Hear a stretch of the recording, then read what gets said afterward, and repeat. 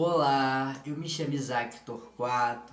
O tema do nosso vídeo de hoje é a República da Espada, governo de Marechal Deodoro da Fonseca, que vai datar a partir de 1889, logo após a proclamação da República, até 1891. E aí nós vamos dividir em duas etapas, né? Uma mini divisão, né? Numa etapa provisória e numa etapa permanente até após a sua renúncia. Hoje iremos falar sobre esse início de governo e o que ficou conhecido como a República da Espada, que é dividida em dois governos, o Marechal Deodoro da Fonseca e logo em seguida o seu vice, Marechal Floriano Peixoto. Mas isso vai servir para um próximo vídeo. Eu me chamo Isaac Torquato, eu tenho formação em História e hoje irei falar sobre o que foi a República da Espada de Deodoro da Fonseca. Beleza? Primeiro momento, a gente tem que entender o que foi esse governo provisório. A partir da proclamação da República, quando os militares chegam ao poder junto com os cafeicultores, ali, né, que vai participar, né, e vai dar, né, um pontapé, uma rasteira também, né, em Dom Pedro II, o que vai acontecer? Vai se instalar um governo provisório, até porque não tem Constituição, a Constituição ainda é a Constituição do Império. Nós temos que saber se aquela república, né, vai conseguir manter as suas bases e, além disso, pessoal, precisam criar-se um governo onde a gente precisa ir ajeitando, né, arrumando a casa aos poucos. Neste sentido, no governo provisório, o que foi implementado, né? Foi implementado que existiriam eleições indiretas e onde é que se formaria uma Assembleia Constituinte, criaria um governo, né? Criaria, de certa forma, de forma legislativa. Além disso, iria criar a primeira Constituição Republicana. Só que durante esse contexto do governo provisório, o Marechal Deodoro da Fonseca, o que ele vai fazer? Ele vai baixar dois decretos muito importantes. O decreto 95A, que ficou conhecido como Decreto de Rolhas de 1889, e o decreto 295 de 1890. E o que esses decretos eles simbolizam? Eles simbolizam na prática a censura, pois a ideia de monarquia, pois a ideia do império ainda era muito forte dentre as elites e dentre a população. Neste sentido, o Marechal Deodoro da Fonseca ele vai fazer o quê, né? Ele vai implementar uma lei de censura e todo mundo que for contrário essa ideia republicana serão reprimidos. Isso é um ponto muito importante. Além disso, pessoal, o que isso nos demonstra? Nos demonstra que a república, quando ela já vai iniciar, ela já inicia de forma autoritária. De certa forma, imprimindo, né, amassando todo mundo que não o concorda. Isso marca muito a concepção desse governo da República da Espada. E da espada mesmo porque, desce ele cacetada, filho. E esse é o ponto crucial. Além disso, pessoal, o Brasil ele passava por uma crise econômica muito forte. Até porque se vai se implementar um novo governo é porque a crise não tá legal. O bagulho tá ficando doido. E aí, isso vem o quê, né? Resultado como a Guerra do Paraguai. Além disso, pessoal, nós temos as leis abolicionistas, que vai gerar também, né, uma crise dentro da elite agrária.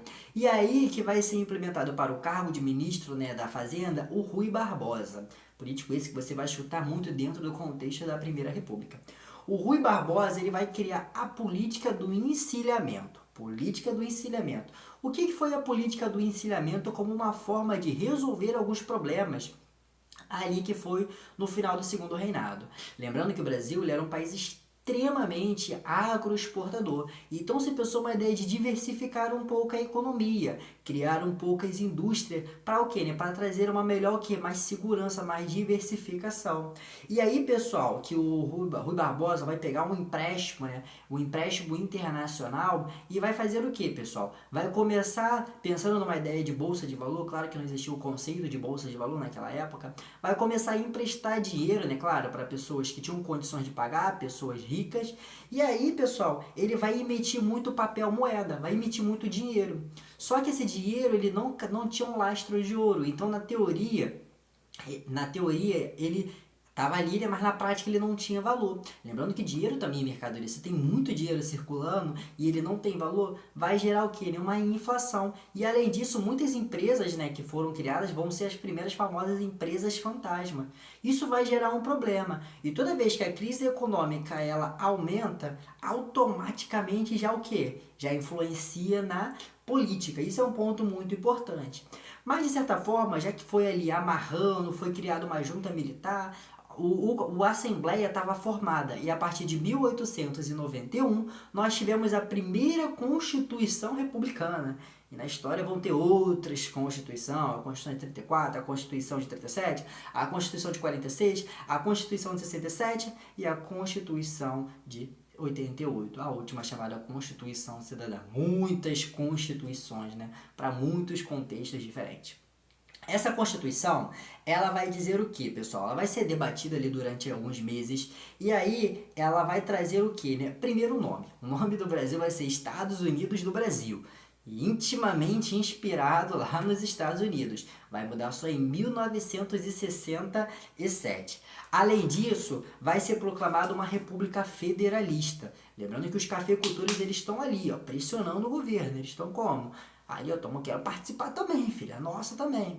E essa República Federalista, ela tem como intuito o quê, né? Pensar uma maior autonomia para os estados. Elas deveriam querer descentralizar o poder. E foi implementada em certa medida. Hoje em dia, a gente vive numa República Federalista, né? Mas é um federalismo, de certa forma, até que fraco, comparado a antigamente. Naquela época, eles criavam as suas próprias leis, as suas constituições, de certa forma, muito mais diferente da Constituição brasileira. Hoje em dia não, a gente até tem cada estado com a sua Constituição, mas não tem essa diferença tão grande assim contra a Constituição federal, beleza? Isso vai trazer uma maior o quê, né? Uma maior ideia de os poderes locais terem o quê? Mais ascensão. Além disso, foi criado, pessoal, elites,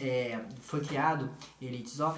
As elites elas vão criar também, pessoal, o que nós conhecemos como poderes locais. O que nós já vemos lá no contexto de 1830 a 40, o coronelismo fazendo muito força aqui. E eu já explicarei para vocês o que é isso. O Congresso, pessoal, ele vai ser instituído através dos três poderes. Agora nós temos o Executivo, o Legislativo e o Judiciário. E estamos como fim do poder moderador. O Congresso ele vai ser bicameral, onde é que nós temos o Senado e os deputados referente ao número de habitantes daquela província, né, que agora não é mais província, agora são os estados, né, isso é importante demarcar também, estado porque agora é muito mais forte, é muito mais centralizado. O voto é um voto aberto. O que quero dizer com isso? Você quando fosse votar, você falava, todo mundo sabia, isso vai mudar lá só no contexto de Getúlio Vargas, e além dele ser aberto, ele era universal. Lembrando que em 1881, a Lei Saraiva, ela vai dar como prioridade o fim do quê? Dos analfabetos poderem votar. Neste sentido, quando nós entramos na República, essa lei ela continua intacta, ela foi mantida na Constituição de 1891 e além disso, pessoal, essa lei, ela dava o quê? Né? Voz para dizer, ó, a maioria da população que é analfabeta não vai votar e não terá direitos políticos. Esse ponto é muito importante. Para votar, pessoal, o que era necessário, né? Você tinha que ser homem, acima de 21 anos. Além disso, pessoal, você tinha que ser alfabetizado. Mulher, padre, menores de 21 anos não poderiam votar. Não dizer que mulher não podia votar, mas se foi criado-se uma ideia, né, que a mulher ela não poderia votar, porque senão ela estaria fugindo do lar. Na Constituição não dizia nada que mulher não podia votar. Mas na prática, deu-se a entender que elas não iam lá votar, porque era como se fosse o costume da época. A mulher não pode votar. E toda vez que elas iam votar, era um boicoteado, que fala, agora até esqueci a palavra, era bicoteado. Enfim, deu para entender. Esse ponto é muito importante. Além disso, pessoal, nós temos a separação da igreja. Antes, no primeiro império, no primeiro reinado, segundo reinado e no período regencial, a igreja e o Estado, estão intimamente ligados. O Estado ele é católico. Agora não, agora o Estado é laico, que é diferente do Estado ateu. que eu quero dizer com isso? Você agora pode expressar a sua religião. Pelo menos na teoria, né? Que na prática é uma outra coisa. Isso é um aspecto da primeira Constituição, né? E nós temos a grande naturalização. O que é isso? É uma ideia de que vamos ter que trazer imigrantes, já que era o contexto do eugenismo, era o contexto do racismo, era o contexto também, né? Como também hoje é o contexto do racismo, né? Era o contexto onde é que tinha que trazer imigrantes para ocuparem os trabalhos. Então se cria-se uma ideia disso. E aí nós temos o governo constitucional de 1891.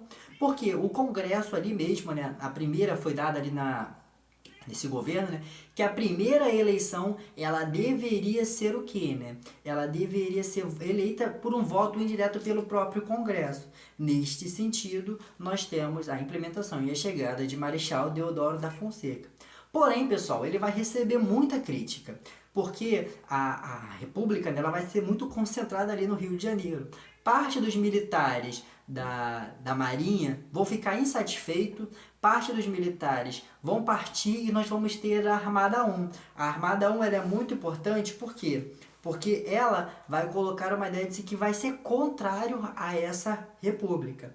E aí, pessoal, a partir disso, nós temos, a partir do dia 3/11, nós temos a decretação do estado de sítio. O que é um estado de sítio? É uma ideia de que o Congresso ele vai estar fechado e os poderes vai ser totalmente dentro do poder executivo. Geralmente são usados em contextos de guerra, mas nesse momento aqui não foi usado, né? Inclusive eu expliquei isso hoje em sala de aula.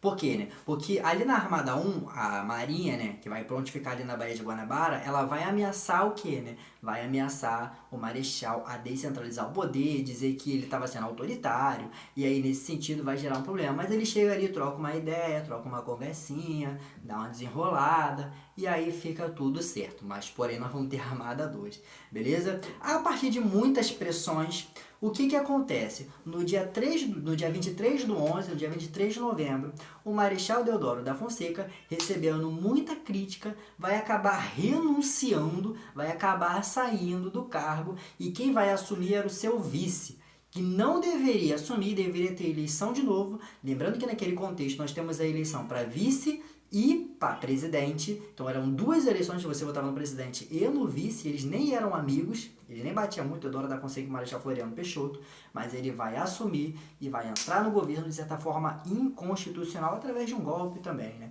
Beleza? E nós estamos instalado a primeira república no Brasil. Essa república que é conhecida na primeira parte como a República da Espada. Falamos do primeiro governo. No próximo vídeo nós iremos falar sobre esse segundo governo, que é do Marechal Floriano Peixoto. Beleza? Espero que tenham entendido, espero que tenham gostado. E essa foi a nossa aula sobre o período da República da Espada.